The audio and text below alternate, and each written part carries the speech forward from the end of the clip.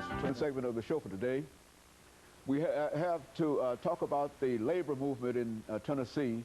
Mr. JLee1, who is the president of the AFL-CIO, and with Mr. Lee is Kwame LLillard, who is the president of the African American Cultural Alliance.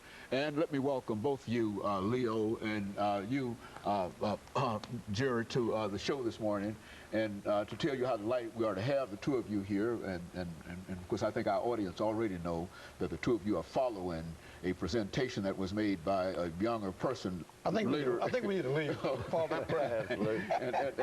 But what we'd like to do is to really talk about some of the things, some of the questions that she raised. Absolutely. In reference to this morning. But first, Mr. Lee, let's see if you can give us some information about your background, education, and your experiences, and then Kwame will give us essentially the same kind of information, and then we'll talk about some other things later on. And then we'll start talking about the labor union, teachers, and et cetera, all that. Yes, sir. Thank you, Dr. Haynes.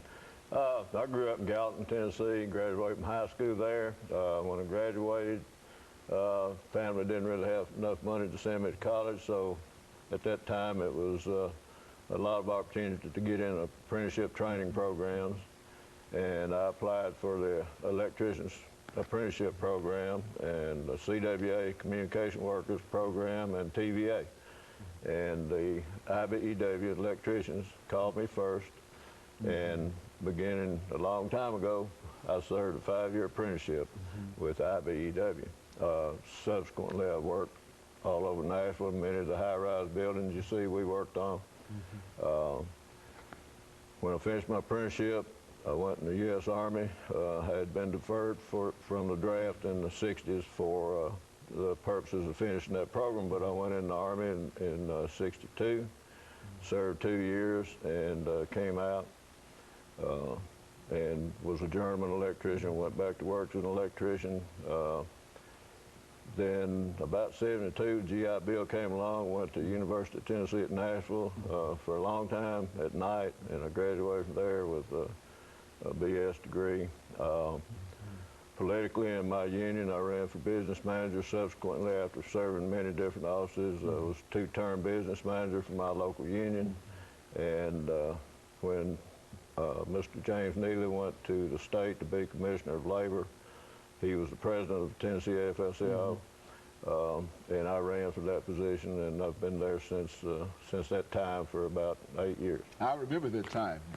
And of course, Kwame, why don't you say something about your background? People know that you've been involved. As a matter of fact, you were standing up holding a sign here. And absolutely. It can truly be said that the two of us represent perhaps the oldest part of the civil rights movement. We do. Say something about that. And we should always be mindful of the towers and the giants in the labor movement and the civil rights movement, sometimes in the same person. A man named A. Phil Randolph, he wore 2 hats. He wore the hat of a civil rights advocate, a civil rights pioneer, but also the organizer of the Sleeping Car Porters Union, a very powerful black union. And we should always be mindful. We should never turn their hands loose with the civil rights movement and the labor movement, because they have the same mission, and that is to bring social justice, to bring equality to the American citizens. The African Alliance has always has a mission, has in their charter, to make sure that we always stand guard of the rights that we have attained through struggle, through deaths, through a lot of sacrifices. Those victories we won will not come easy, and you don't take them lightly. So when there's a chance to develop collaboration with a union or with workers, we will always be there with them, because most of the people we serve in the community are workers. They are not managers. They're not executives. They're not the professional people. Dr. King went to Memphis to give his life. Not a lawyers association, not a doctor's association, but the garbage workers. So we should never forget that. And of course, Mr. Lee, what does the AFL have in reference to your particular plan at this particular time? What would you like for folks to do and think in terms of what you're doing? Well, what we're doing is trying to create a re-energize a movement of the working people of this country. Things have gotten so bad for so many reasons, and politics being some of those reasons, but there are many reasons. Offshore, and we've lost a lot of our manufacturing jobs in this country. We've lost our industrial base, and we're talking about 12 to 14 million jobs when we talk about our industrial base. Those jobs are gone, and they'll be a long time if they ever come back. We are being attacked. They're trying to balance the budget on the back of poor people, working people, and they're giving the ultra-wealthy tax breaks all at the same time, and it's just not right. You can't balance the budget of this country on the backs of working people.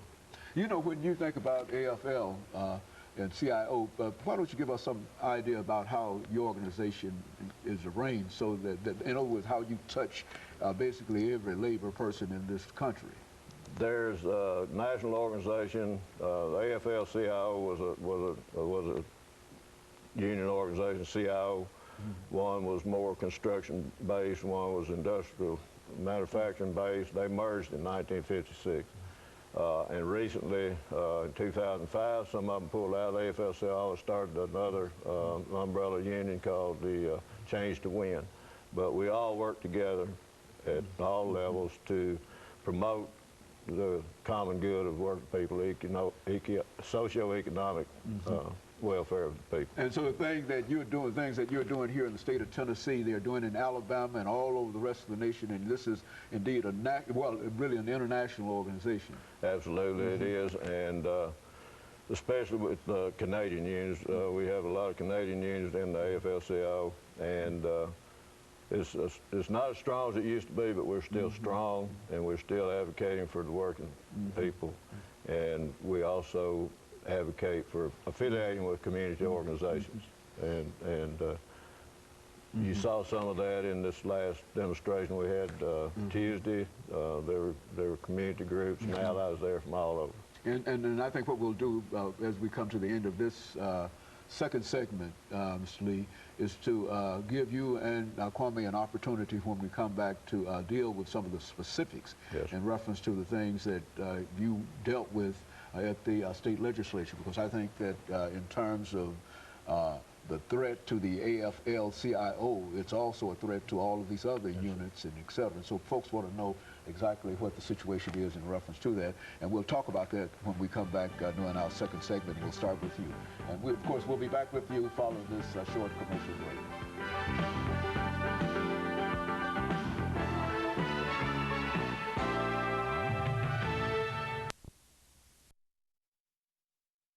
Talking to Mr. Jerry